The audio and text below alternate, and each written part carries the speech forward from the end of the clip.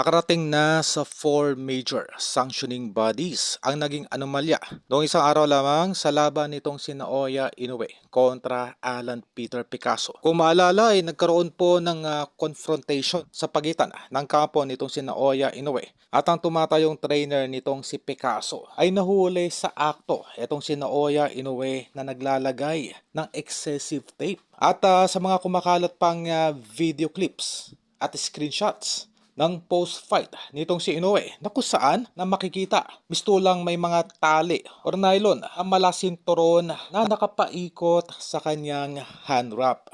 Ito yung matagal na nating dinidiscuss na kung saan ay ginagawa po lahat-lahat ng kampo nitong si Naoya Inoue upang malinglang, upang makakuha ito ng advantage sa mga nakakalaban nito.